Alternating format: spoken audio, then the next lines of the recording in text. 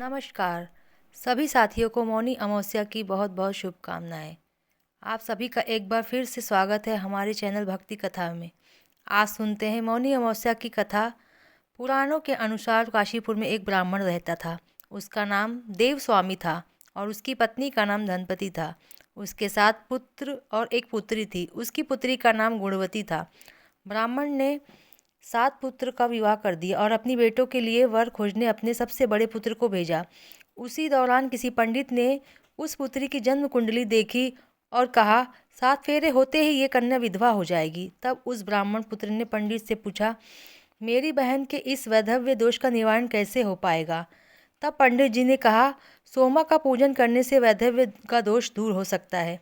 पंडित जी ने कहा, सोमा एक धोबिन है, वो सिंगल द्वीप पर रहती है और उसे जैसे तैसे प्रसन्न करो और गुणवती के विवाह से पहले उसे यहाँ बुला लो।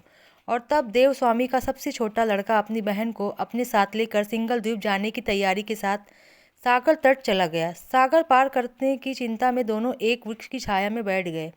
उस पेड़ पर एक घोंसले में गिद्ध का परिवार रहता था। उस समय घोंसले में सिर्फ गिद्ध के बच्चे थे। गिद्ध के बच्चे उन भाई बहनों की क्रियाकलापों को देख रहे थे। शाम के समय जब उन गिद्ध के बच्चों की माँ आई, माँ ने देखा कि उन बच्चों ने अब तक भोजन नहीं किया है। वो अपनी माँ से बोले, माँ नीचे 2 प्राणी सुबह से भूखे प्यासे बैठे हैं, जब तक वो कुछ नहीं खा लेते हम भी कुछ नहीं खाएंगे। तब दया और ममता के वशीभूत गिद्ध माता उनके पास आई और बोली, मैंने आपकी इच्छाओं को जान लिया है। इस वन में जो भी फल फूल मिलेगा मैं उसे ले आती हूँ। आप भोजन कर लीजिए, मैं प्रातःकाल आपको सागर तक पार कर दूंगी और सिंगल द्वीप की सीमा के पास पहुंचा दूंगी। और फिर वह दोनों भाई बहन माता गिद्ध की सहायता से सोमा के यहाँ जा पहुँचे। वह सुबह उठकर सोमा का घर झाड़ कर लीप दिया करते, जिससे सोमा प्रसन्न हो जाए। एक दिन सोमा अपनी बहुओं से पूछा, हमारी घर की सफाई कौन करता है? कौन इसे लीपता पोतता है? सभी बहुओं ने कहा कि ये तो हम खुद ही करते हैं, हमारे सिवाय बाहर से आकर इस काम को कौन करेगा? लेकिन सीमा को उनकी बातों पर विश्वास नहीं हुआ। एक दिन उसने इस रहस्य को जानना चाहा। वो सारी रात जगी और सब कुछ उसने प्रत्यक्ष अपनी आंखों से देखा। तब सोमा ने उन भाई बहनों से बात करी। भाई ने सोमा के विधवा होने की सारी बात उसे बता दी।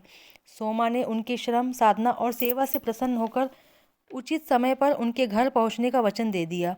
कन्या के वैधव्य दोष का निवारण करने का आश्वासन दे दिया। मगर भाई ने उनसे अपने साथ चलने का आग्रह किया। आग्रह करने पर सोमा भी उनके साथ चल दी। चलते समय सोमा ने अपनी बहुओं से कहा कि मेरी अनुपस्थिति में यदि किसी का देहांत हो जाए तो उसके शरीर को नष्ट मत करना, मेरा इंतजार करना। और फिर सोमा भाई बहन के साथ कांचीपुर पहुंच गई। दूसरे दिन गुणवती के विवाह का कार्यक्रम तय हो गया। सप्तपदी होते होते उसका पति मर गया। सोमा ने तुरंत अपने संचित पुण्य का फल गुणवती को दे दिया और ऐसा करते ही गुणवती का पति तुरंत जीवित हो उठा। सोमा उन्हें आशीर्वाद देकर अपने घर चली गई। उधर गुणवती को अपने पुण्य का फल देने से सोमा के पुत्र, दामाद और पति की मृत्यु हो गई। सोमा ने अपने पुण्य फल संचित करने के लिए मार्ग में पीपल वृक्ष की छाया में विष्णु जी का पूजन करके 108 परिक्रमा की और ऐसा करते ही उसके परिवार के जो भी लोग मरे थे वो जीवित हो उठे। इसलिए कहते हैं, निष्काम भाव से सेवा का फल बहुत मीठा होता है। इस व्रत का यही लक्ष्य है।